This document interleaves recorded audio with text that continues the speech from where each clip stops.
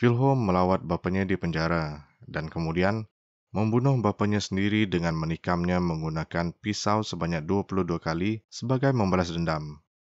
Selain menikam bapanya, dia mengorek keluar jantung bapanya sebelum mengunyah dan membuangnya.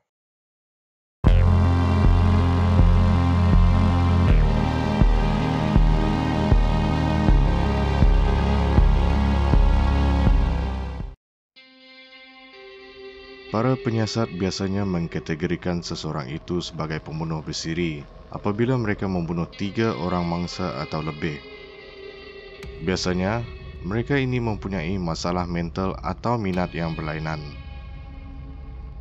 Pedro Rodriguez Phil-Ho atau dikenali sebagai Pedrinho Matador merupakan seorang pembunuh bersiri yang berasal dari Brazil.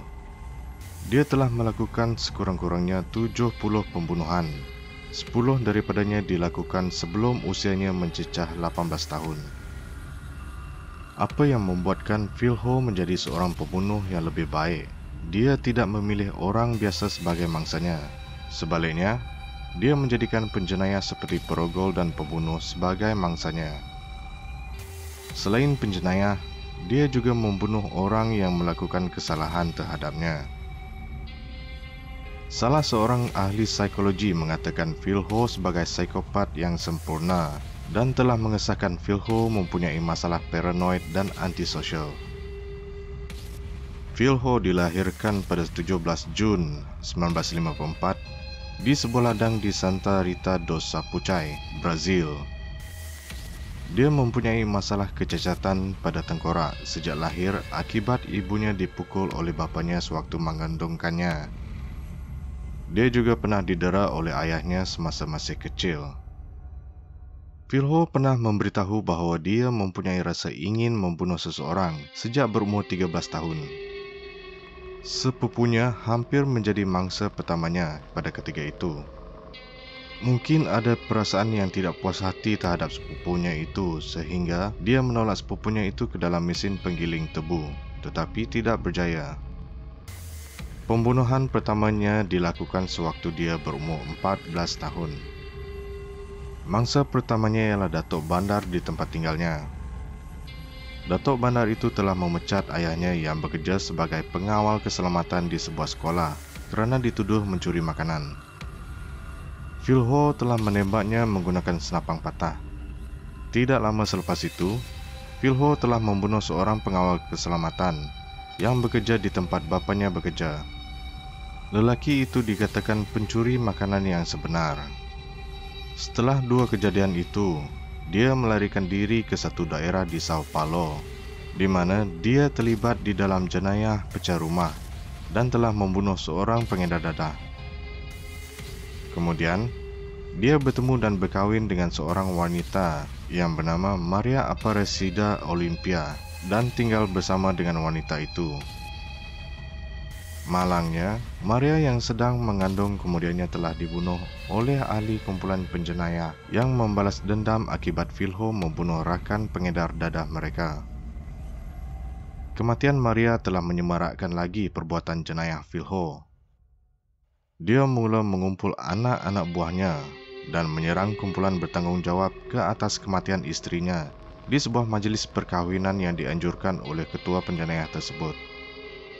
Dalam insiden itu, 7 orang terbunuh dan 16 orang lagi cedera. Pembunuhan seterusnya yang dilakukan oleh Phil-Ho juga bermotifkan dendam. Kali ini, sasarannya ialah bapanya sendiri. Bapanya telah dipenjarakan kerana didapati bersalah menetak dan membunuh ibunya dengan menggunakan parang. Phil-Ho melawat bapanya di penjara dan kemudian membunuh bapanya sendiri dengan menikamnya menggunakan pisau sebanyak 22 kali sebagai membalas dendam. Selain menikam bapanya, dia mengorek keluar jantung bapanya sebelum mengunyah dan membuangnya. Phil-Ho akhirnya ditahan pada 24 Mei 1973. Ketika ditahan, dia dimasukkan ke dalam kereta polis bersama 2 orang penjenayah yang lain, termasuk seorang perogol. Apabila polis kembali ke kereta dan membuka pintu, mereka terkejut mendapati Phil-Ho telah membunuh perogol itu. Dia dimasukkan ke dalam penjara dan dikelilingi oleh pesalah-pesalah yang lain. Ini membuatkan Phil Ho berasa seperti berada di taman permainan. Phil Ho telah membunuh sekurang-kurangnya 47 banduan lain. Dia akan memilih dan membunuh banduan yang dirasakannya perlu dan layak untuk dibunuh mengikut kesalahan mereka. Tindakannya itu membuatkan ramai banduan yang kurang senang. Beberapa orang banduan cuba menyerang hendap dan membunuh Phil Ho. Tetapi nasibnya agak baik kerana dia berjaya membunuh 3 orang dan 2 lagi cedera dalam serangan itu. Seorang banduan dikatakan telah dibunuh oleh Phil Ho gara-gara berdengkur dengan kuat. Semasa ditemu bual, dia memberitahu bahawa dia berasa teruja dan seronok apabila membunuh penjenayah yang lain. Cara pembunuhan yang paling diminatinya ialah dengan menikam menggunakan pisau atau benda tajam. Phil Ho hanya dihukum penjara 30 tahun kerana membunuh. Namun jenayah yang dilakukannya di dalam penjara membuatkan hukumannya layak dipenjara selama 400 tahun. Tetapi menurut undang-undang Brazil, tempoh maksimum bagi hukuman penjara adalah 30 tahun. Phil Ho dikenakan hukuman penjara tambahan selama 4 tahun kerana membunuh di dalam penjara. Dan dia dibebaskan pada 24 April 2007. Pada tahun 2011, dia ditahan dan dipenjarakan lagi kerana kesalahan terlibat dalam 6 rusuhan di sekitar daerah di Brazil. Akhirnya, dia dibebaskan pada tahun 2018 dan membuka channel di YouTube. Kandungannya lebih kepada pengalaman dan nasihat untuk golongan muda di Brazil.